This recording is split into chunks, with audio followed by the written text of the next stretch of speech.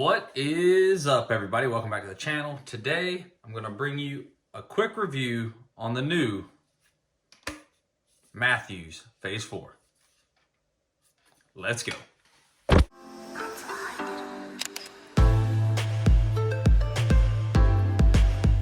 The obvious first things first, the new Phase 4 limb technology. You've got 4 working limbs on the top, 4 working limbs on the bottom, and a solid piece of rubber running between those limbs to help dampen the noise and any felt vibration.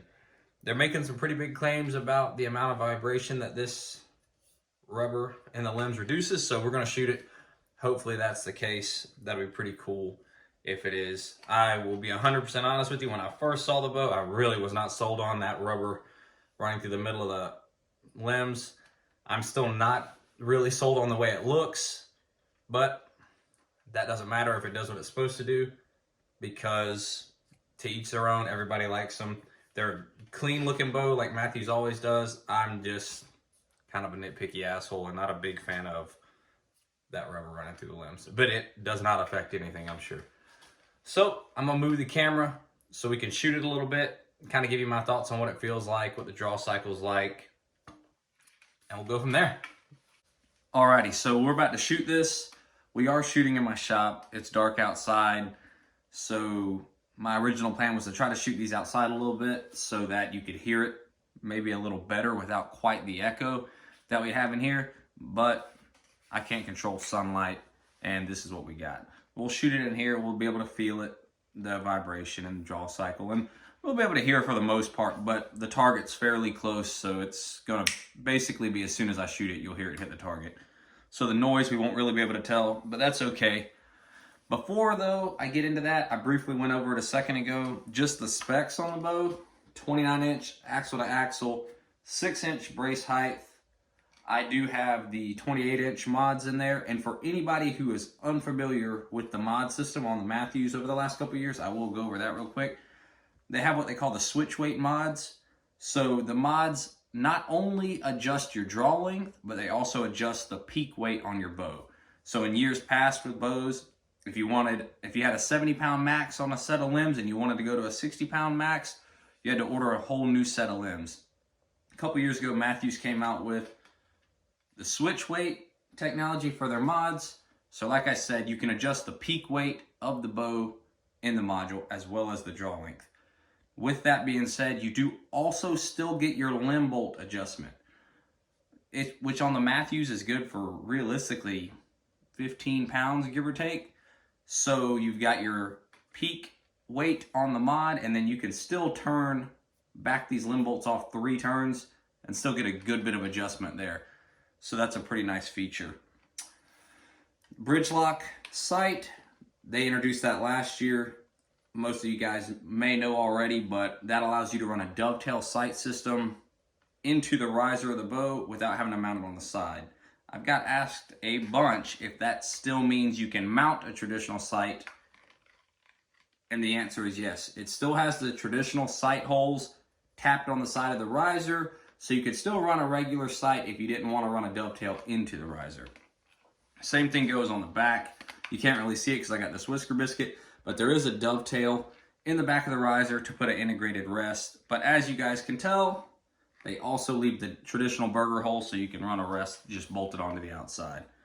But the big thing this year, aside from the obvious Phase 4 limbs, is the BridgeLock Stabilizer. So to go along with the BridgeLock riser for your sights, they integrated that into the bottom this year under the stabilizer, so you can run a dovetail stabilizer system into the riser of the bow without having to thread it in to the regular mounting hole. They're saying that helps with the rigidity of the stabilizer system, the sound. Obviously it'll be inline, so that'll help a little bit with that. But it's a pretty cool looking system. To be 100% honest with you, if I end up shooting this bow this year, I'll still run a traditional stabilizer system. That's just because I like to kind of experiment and change different stuff. But if you are looking for kind of an all-in-one compact setup, that new stabilizer system is going to be pretty cool for that. It's mighty expensive, so that's the only downside, but you're getting what you pay for. It's really well built, and I actually have one of the stabilizers here, so I'll show you guys that in just a second. Anywho, we're going to go ahead and shoot it now. Like I said, I've got it set at 70 pounds, 28 inches on the draw length, and I'm going to be shooting just a regular axis, Easton axis arrow, and I want to see what she feels like.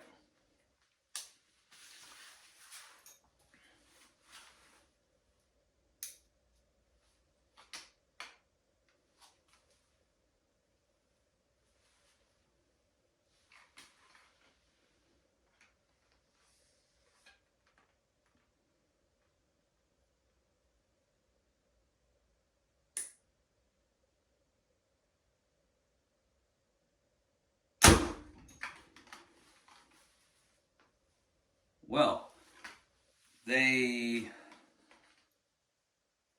definitely got the hand shock part figured out.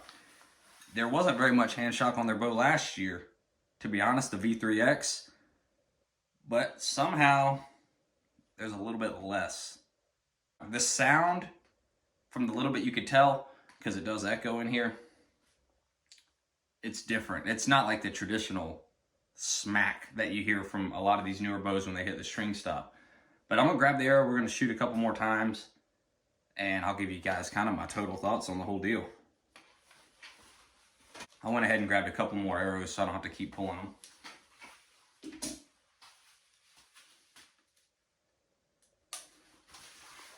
I admittedly usually don't shoot 70 pounds on my hunting bows. I usually shoot a little bit less. But even with that being said, it wasn't bad.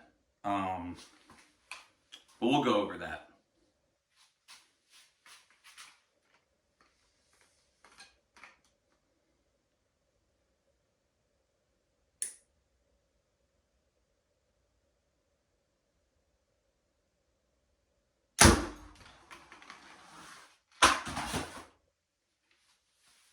Just had something fall off the top of the target.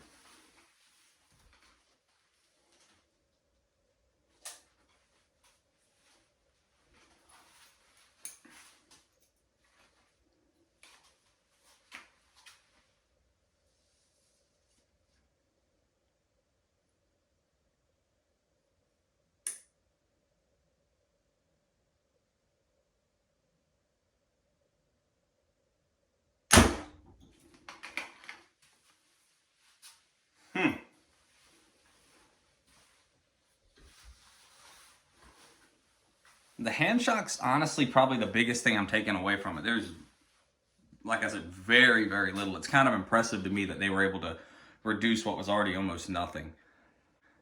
They're sweet. It's right at 70 pounds. I put it on the scale right before I started the video. It's like 70 pounds on the nose. And even though I shoot 62, 63 pounds usually, it's a very, very smooth 70.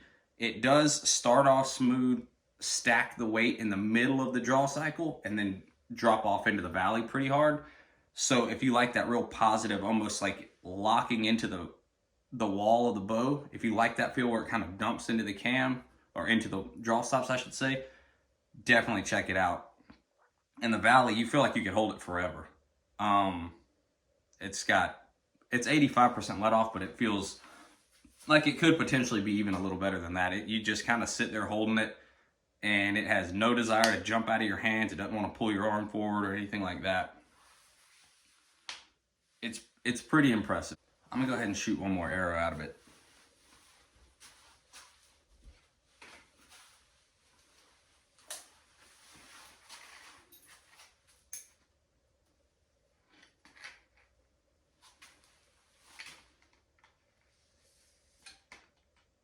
Yeah, that.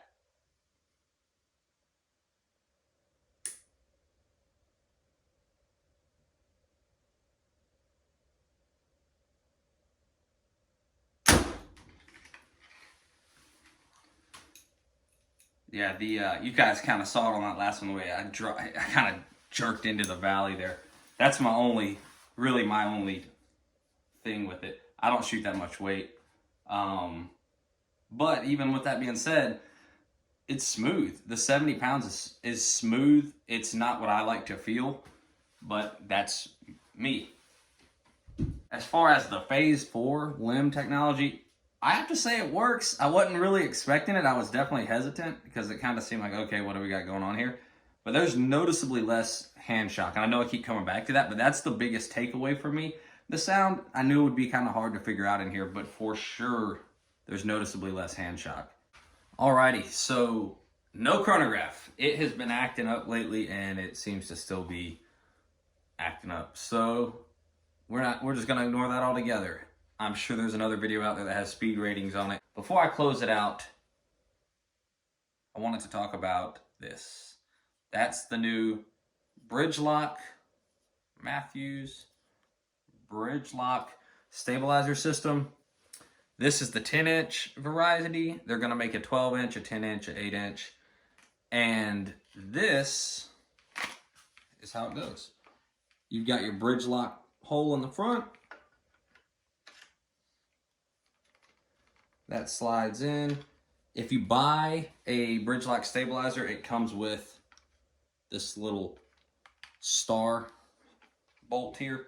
It's threaded to go on the side of the riser, obviously, and that will tighten down into these little divots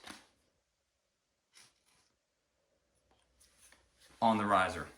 So, pretty neat setup, pretty sturdy. It's not going anywhere.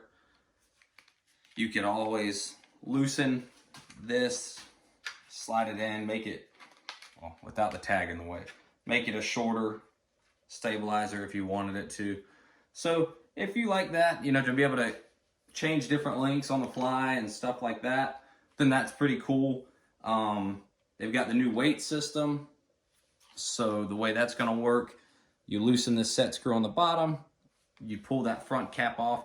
These weights are all dovetailed, so you can just slip more weights onto them and continue to stack them.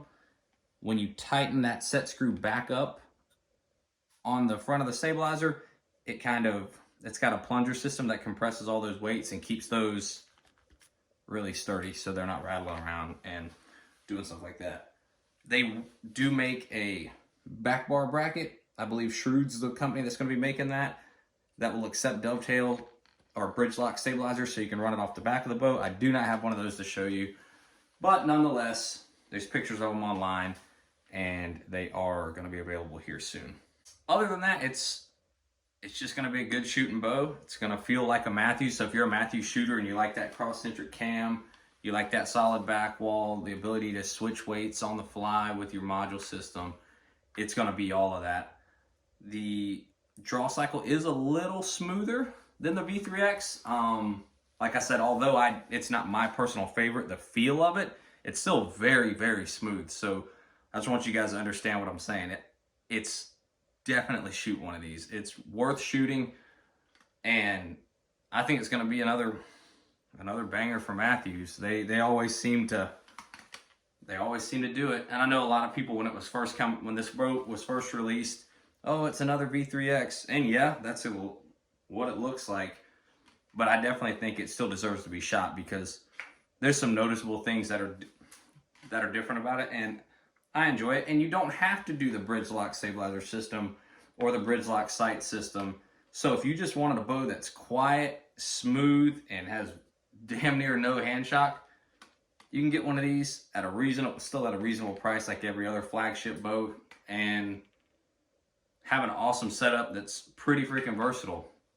The one thing, I don't have one to show you, but the one thing that I usually always recommend on the Mathews bows is an UltraView grip. The UltraView Be Real Signature Series grip, to me, is a no-brainer. Like if I was going to set this bow up for myself, 100% chance that I'm putting a UltraView grip on. And I don't have one here to show you. I wish I did, but the back of these Mathews grips are rounded a bit, so you can see a little bit of left and right inconsistency or left and right sway in your pin, or occasional left and right misses that are kind of unexplainable. A lot of that on these newer Mathews bows comes from the grip. So I'm a big proponent of upgrading that grip. The Ultra V grip, it's flat, it's squared, has a little bit of a higher pitched wrist angle. It is an absolute killer. And I'm a big fan of them. And most people that we've turned on to them have loved them. So I usually always recommend that. It may not be your thing, but like I said, the majority of people that shoot one with it really, really like it. So although it is not Mathews proprietary, if you're going to get one of these, I recommend upgrading the grip on it. And I mean, hey, if you have any Mathews over the last couple of years that have that new Engage grip, you can put that Ultra V grip on it, and I think you would definitely notice a benefit from it. But a little bit shorter than I wanted it to be. I wanted to be able to do the chrono stuff, but I kind of knew in the back of my mind that my chrono was acting a little sketch. Therefore, you guys just got a boring video watching me struggle to shoot 70 pounds in my shop. So check it out. Wherever you are, find a Mathews dealer and go shoot one. And let me know what you guys think about them. I still got some other bows that I want to shoot before I decide what I'll be hunting with in 2023. But for the first one that I've shot from the 2023 models, definitely didn't disappoint. So get down to a Mathews dealer, shoot one. Let me know what you think. You like it, you love it, it sucked, whatever. I'm curious to hear y'all's thoughts. It's always interesting to me to kind of see what other people think about different bows. So with all that being said, I know it wasn't much, but I hope you guys enjoyed it. 2023 Mathews Phase 4 bow review. Go shoot one.